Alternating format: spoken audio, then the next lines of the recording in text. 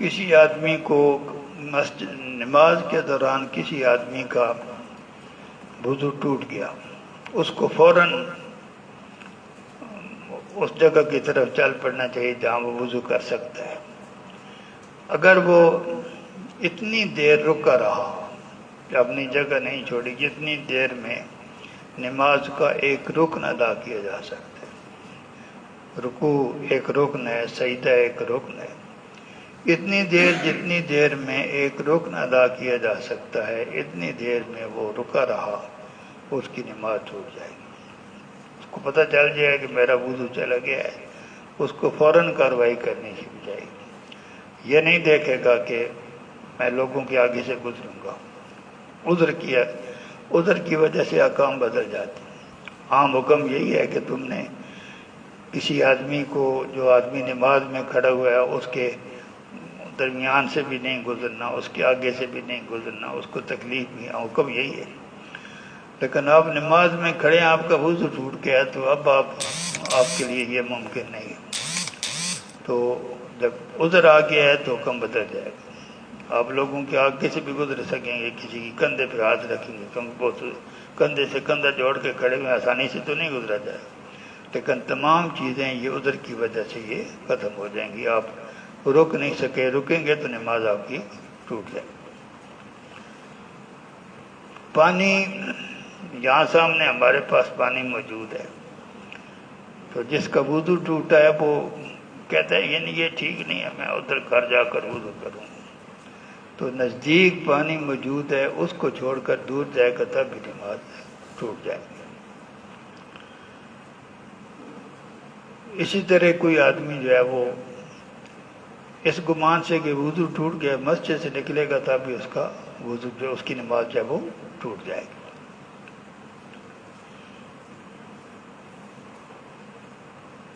اسی طرح کوئی بھی گمان یہ کر کے کہ میرا وضو ٹوٹ گیا ہے، وہ جب باہر نکلے گا تو اس کی نماز جو ہے وہ ٹوٹ جائے گی۔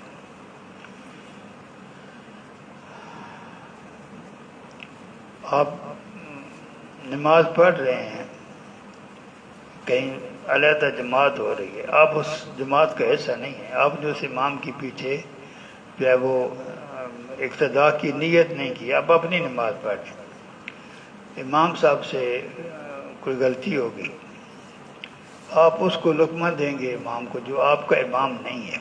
امام ہو تو اجازت ہے، لیکن جو بندہ آپ کا امام نہیں ہے اس کو آپ لقمہ دیں گے تو نماز آپ کی ٹوٹ جائے گی، نماز آپ کی ٹوٹ جائے گی۔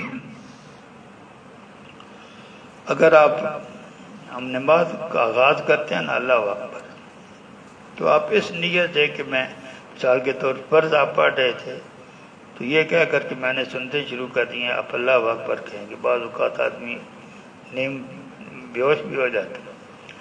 اگر اللہ اکبر کہیں گے اس ارادے سے کہ میں نئی نماز شروع کر رہا ہوں، تو جو پہلی نماز آپ پڑھ رہے تھے وہ ختم ہو جائے۔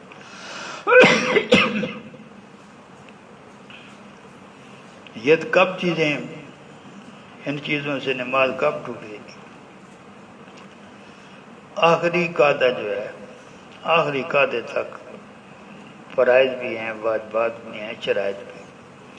جب آپ آخری قاعدہ کر لیتے ہیں اور آخری قاعدے میں تشہد پڑھ لیتے ہیں تو ڈیوٹیاں آپ کی پھر پیچھے ایک واجب رہ گیا نماز۔ ایک کام ہے جو نماز کا فرض ہے اور وہ اپنے ارادے سے نماز ختم کرنا۔ اپنے ارادے سے آپ کوئی بات کر لیں، کوئی ایسا کام جو غلط ہے وہ بھی کریں، اور نیت یہ ہو کہ میں نماز ختم کرنا چاہتا ہوں، کوئی ایسا کام کرنا چاہتا ہوں نماز کا ایسا، نماز تو پوری ہوتی ہے، واجب رہ جائے گا السلام علیکم ورحمۃ اللہ وبرکاتہ، لیکن فرائض شرطیں جو ہے وہ ساری پوری ہو جائیں۔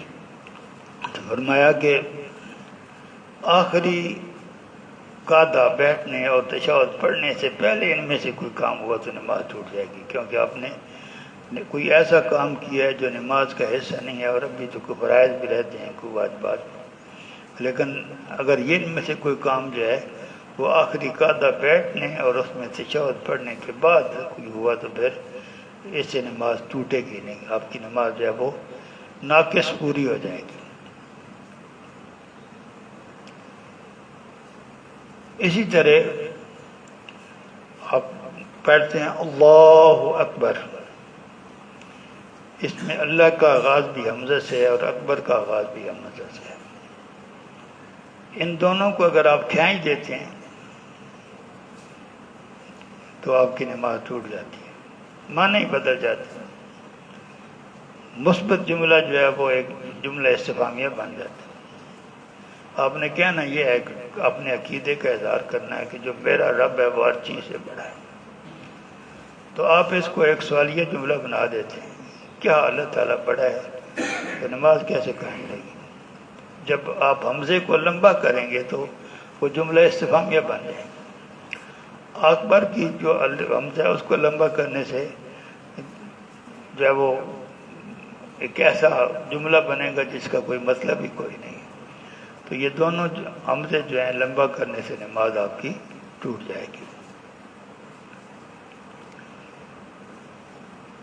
آپ نے قرآن یاد نہیں کیا، کوئی چیز یاد نہیں کی، اور نماز میں مثال کے طور پر ایک صورت آپ نے ٹھیک طریقے سے یاد نہیں کی ہے اور اس کو نماز میں پڑھنے کی کوشش کرتے ہیں، یاد کی نہیں ہے، ایسا کریں گے تو نماز ٹوٹ جائے گی، نماز آپ کی نہیں ہوگی۔ جو آپ نے وہ پڑھنا ہے جس کے بارے میں آپ کو یقین ہے کہ یہ میں نے یاد کیا ہو۔ جس کے یاد ہونے کا یقین نہیں ہے اس کو پڑھنا نماز کو توڑنے والا بہت بڑا گناہ ہے، کیونکہ یہ اللہ تعالیٰ کا کلام ہے، یہ خود تو بنایا نہیں جا سکتا۔